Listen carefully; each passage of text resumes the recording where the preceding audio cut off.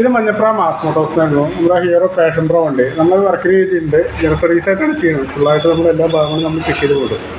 ഒരു ഭാഗമായിട്ട് നമ്മളതിൻ്റെ ബാക്കിൽ ബ്രേക്കൊക്കെ ഒന്ന് ചെക്ക് ചെയ്യാൻ വേണ്ടി അയച്ചാണ്. ബാക്കിലെ ബ്രേക്ക് ഷൂ നമുക്കത് മാറ്റാറായിട്ട് അത്യാവശ്യം ഉപയോഗം കഴിഞ്ഞിരിക്കണം. കിടക്കുന്നത് കമ്പനി ബ്രേക്ക് ഷൂ എന്നല്ല, ഒരു കുറഞ്ഞ കമ്പനി, ഒരു എസ് കെ പറഞ്ഞൊരു കുറഞ്ഞ ബ്രാൻഡാണ്. അപ്പോൾ ബ്രേക്ക് ഷൂ എന്തായാലും നമുക്കത് മാറ്റാറായിട്ട്. അതേപോലെ അതിൻ്റെ ബാക്കിലേക്ക് ഈ ഹബിന് കംപ്ലയിൻ്റ് ഉണ്ട്. ഇപ്പോൾ ഇത് അത്യാവശ്യം നല്ല രീതിയിൽ സ്ക്രാച്ച് ഉണ്ട്. അപ്പോൾ നമുക്ക് ഈ ബ്രേക്ക് ഷൂ മാറ്റി തൽക്കാലം നമുക്ക് ബ്രേക്ക് ഷൂ മാറ്റിയിടാം. അടുത്ത തവണ നമുക്ക് ബ്രേക്ക് ഷൂ മാറ്റാൻ നേരത്ത് ഈ വീലൊന്ന് സ്ലീവ് വർക്ക് ഉണ്ട് വരും. അത് ലേറ്റ് കൊടുത്തിട്ട് വേണം ചെയ്യാൻ. നമുക്കൊരു 2-3 ദിവസം താമസം വരുന്നതാണ്. അപ്പോൾ ഒന്നാലാണ് ആ ബ്രേക്ക് കറക്റ്റായിട്ട് പക്കയായിട്ട് ഇരിക്കുള്ളൂ. കാരണം നമുക്ക് ബ്രേക്ക് ഷൂ മാത്രം മാറ്റിയിട്ടൊന്ന് റീസെറ്റ് ചെയ്യാം. നെക്സ്റ്റ് ടൈം നമുക്ക് ആ സ്ലീവ് ഇറക്കിയിട്ട് കറക്റ്റായിട്ട് ബ്രേക്ക് ഷൂ മാറ്റി കറക്റ്റായിട്ട് സെറ്റ് ചെയ്ത് പോകേണ്ടി വരും. എന്താ പറയുക, ഒരു 2-3 ദിവസം താമസം വരുന്ന വർക്കാണത്. പിന്നെ അതുപോലെ തന്നെ നമ്മളതിൻ്റെ എയർ ഫിൽറ്ററൊക്കെ ഒന്ന് ചെക്ക് ചെയ്യാൻ വേണ്ടി അയച്ചാണ്.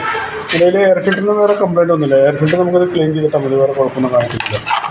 പ്ലഗ് ആയാലും നിലവിൽ വേറെ കംപ്ലയിൻ്റ് ഒന്നും കാണിക്കുന്നില്ല. പ്ലഗ് നമുക്കത് ക്ലീൻ ചെയ്താൽ അതുപോലെ ഫ്രണ്ടിലോട്ട് വന്നു കഴിഞ്ഞാൽ ഫ്രണ്ട് വീലൊക്കെ ഒന്ന് അയച്ച് ക്ലീൻ ചെയ്തത്. അപ്പോൾ ബാക്ക് വീൽ അയച്ചതുകൊണ്ടാണ് ഫ്രണ്ട് അടിക്കാതെ. അതിന് ഫ്രണ്ട് വീലൊക്കെ ഒന്ന് അയച്ച് ക്യാമൊക്കെ ഒന്ന് അയച്ച് ഗ്രീസ് ചെയ്യാനുണ്ട് നമുക്ക്. പിന്നെ ഫ്രണ്ട് ഒരു ജർക്കിങ്ങിൻ്റെ സൗണ്ടൊക്കെ കുറഞ്ഞു. മിററൊക്കെ അത്യാവശ്യം നല്ല രീതിയിൽ ജർക്കിങ് സൗണ്ട് ഉണ്ട്. അതുപോലെ സൈലൻസറിൻ്റെ ഭാഗത്ത് അതിൻ്റെ ഉള്ളിൽ കല്ലോ അതിൻ്റെ ഷെല്ല് എന്നിട്ട് പൊട്ടി കിടക്കുന്നുണ്ട്. അതിൻ്റെ സൈലൻസറിൻ്റെ ഉള്ളിൽ നല്ല അത്യാവശ്യം നല്ല രീതിയിൽ സൗണ്ട് കാണിക്കുന്നുണ്ട്, സൗണ്ട് വേരിയേഷൻ.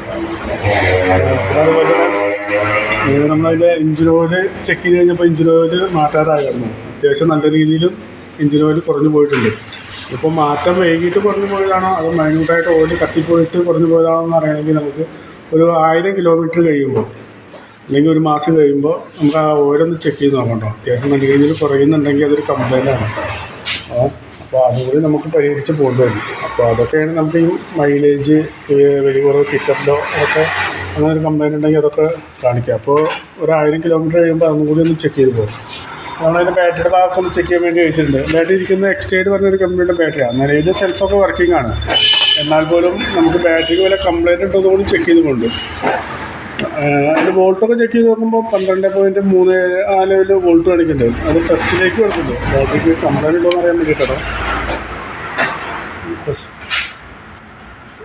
ടെസ്റ്റിലേക്ക് കൊടുത്തു കഴിഞ്ഞാൽ ബാറ്ററി കംപ്ലയിൻ്റ് ആയിട്ടാണ് കാണിക്കുന്നത്. അപ്പോൾ ബാറ്ററിക്ക് സെൽഫിൻ്റെ കൂടുതൽ എന്തെങ്കിലും കംപ്ലയിൻറ്റ് കാണിക്കുന്നുണ്ടെങ്കിൽ അപ്പം മാറ്റി കളഞ്ഞാൽ മതി. ഇപ്പോൾ സെൽഫൊക്കെ വർക്കിംഗ് ആണ്. നമ്മൾ ചെക്ക് ചെയ്ത് കഴിഞ്ഞപ്പോൾ കംപ്ലയിൻ്റ് കാണിക്കണം. അപ്പോൾ അതൊന്ന് അറിയിച്ചതേ ഉള്ളൂ. ഓക്കെ. പിന്നെ വേറെ പറയത്തൊക്കെ വേറെ കംപ്ലയിൻറ്റ്സ് ഒന്നുമില്ല. മെയിനായിട്ടുള്ള കംപ്ലയിൻറ്റ്സ് ഇതൊക്കെ തന്നെയാണ്.